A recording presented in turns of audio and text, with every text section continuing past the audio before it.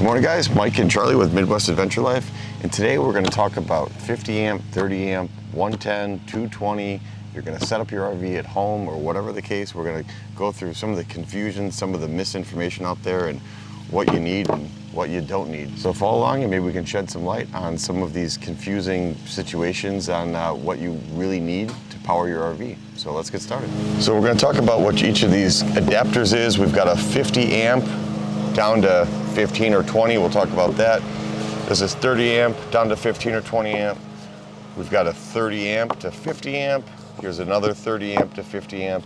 And then we've got two different surge protectors, which we'll talk about how these help protect your investment as well. We're at the Pedestal. We're gonna go through what each outlet looks like, the voltage they are, and what you need to power your RV. So Charlie, maybe you can hold this open for me? Yep. So we've got a 50 amp, a 30 amp, and a 20 amp. The 50 amp is always gonna be 220, a 30 amp is always gonna be 110, and your 20 amp is always also gonna be 110. I call it 110, some people call it 120, I'll call it 220, some people call it 240. For sake of argument, those numbers are interchangeable for this video. You can tell this is a 20 amp because this has a T-looking prong on this side. If your outlet looks like that, it's a 15 amp. So just keep that in mind and we'll talk about that in more detail in a second. The 4-prong one is always 50 amp, the 3-prong one is always 30 amp. If you're wiring one of these for your home, this 30 amp outlet needs to be a 110 outlet. If you're wiring this outlet for your home, this needs to be a 220 outlet. If you're going to put an outlet in your home, I would highly recommend that you do a 50 amp because you can always step it down to 30 and it makes room for upgrades later, which we'll talk about in a minute. 50 amp breaker, you can always tell because it's a dual pole, which means it's 220. Your 30 amp, again, it needs to be 110, so it's a single pole, and your 20 or 15 is always gonna be a single pole as well.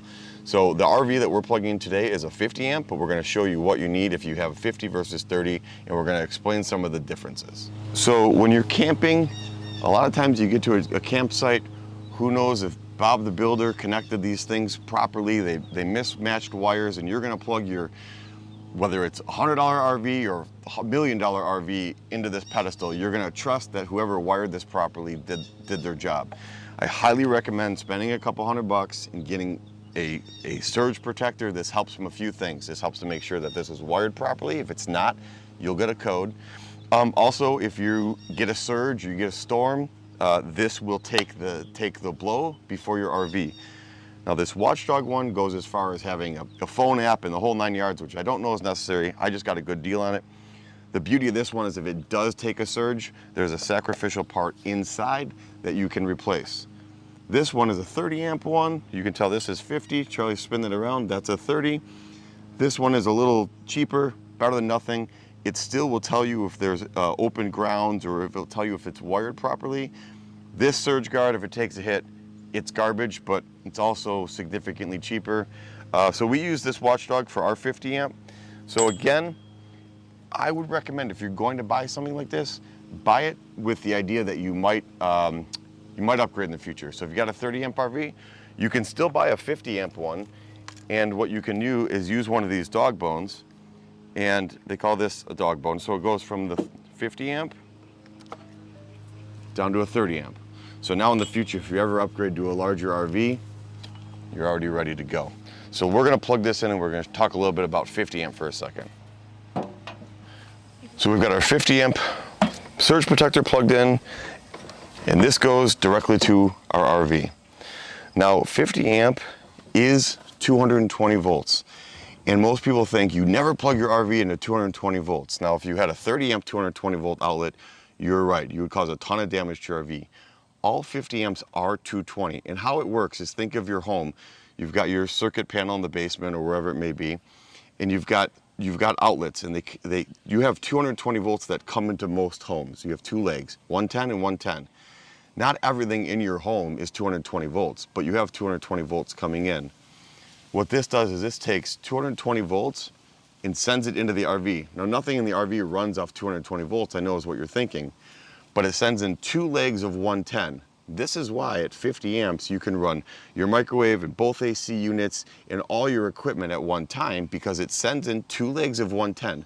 So in your service panel, in your RV, you have two phases, I'll call it, of 110.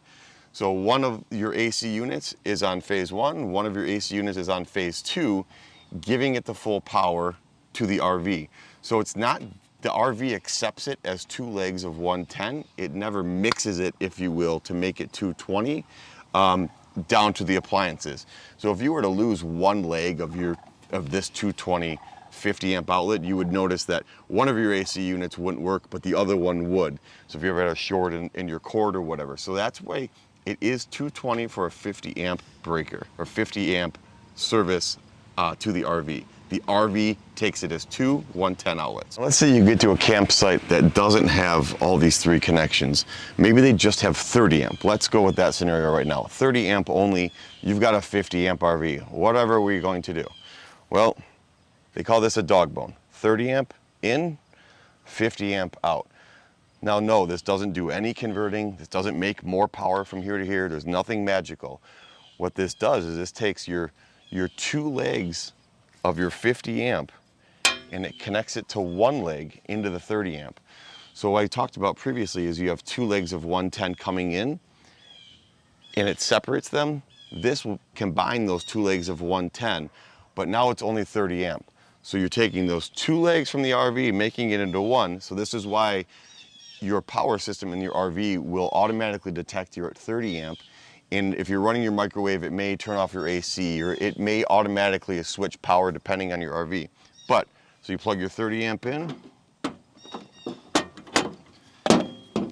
and say the 50 amp wasn't here, you'd plug your 50 amp into this. Your RV is still gonna have full power. It's still gonna work as normal. The only difference is you're gonna have 30 instead of 50 amps. So you're gonna have to pick and choose what heavy appliances you wanna run at the same time. Again, your RV will likely do that for you. It would automatically switch. Every RV is different, so make sure you check. But this is why I'm saying, if you're going to put an outlet in your home, the cost difference to do from 30 amp to 50 amp is very, very small. So even if you don't own a 50 amp RV right now, you may in the future. Maybe you're gonna plug in an electric car or whatever.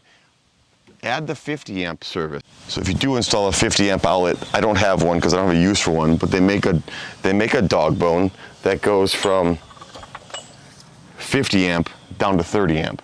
So you are easily, just use that and then you easily can upgrade up to the 50 amp. You're already preset.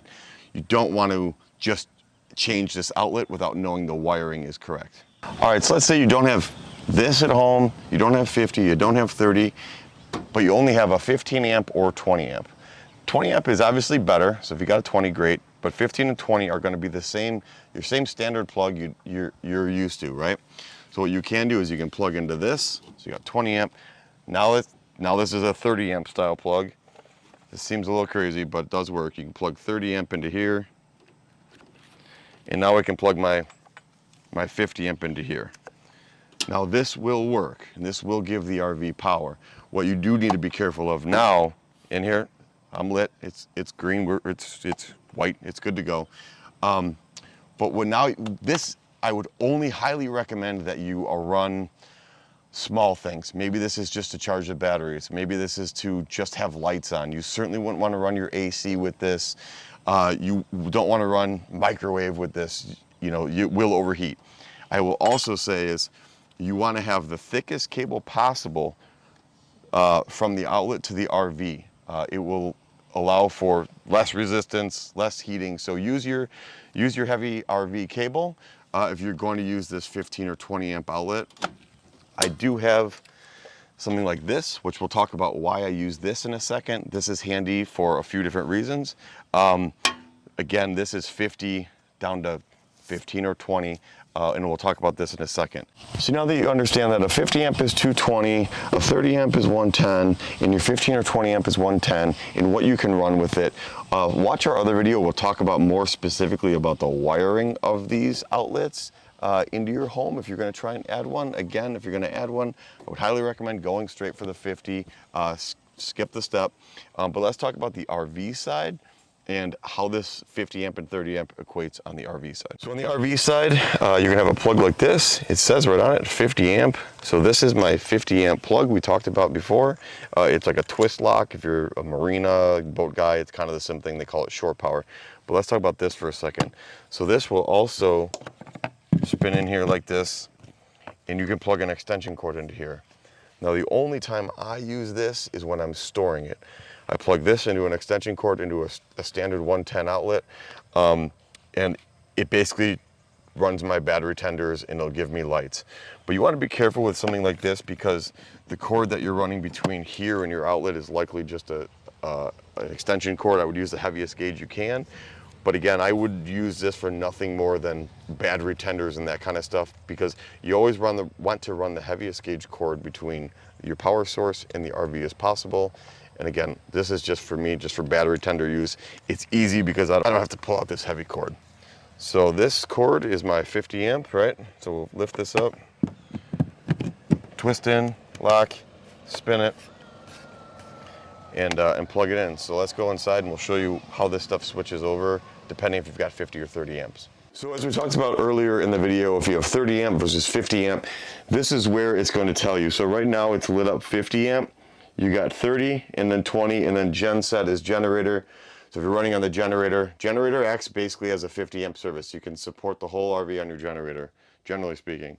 So this, it won't let me switch it because it knows I'm on 50 amp. And when I'm on 50 amp, it won't tell me how many amps I'm actually using because it doesn't matter, you have full power.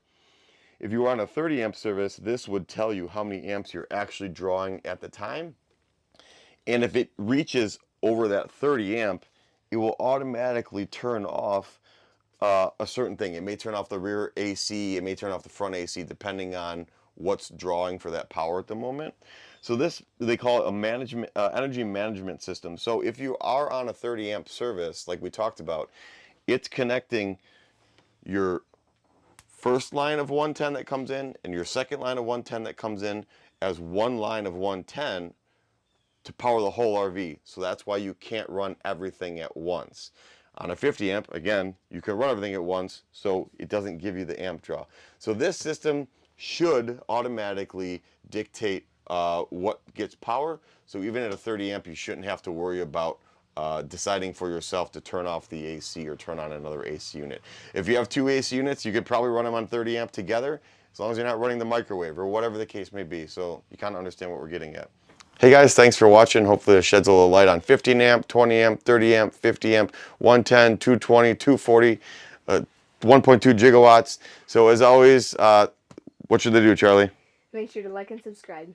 And we'll see you on the next adventure.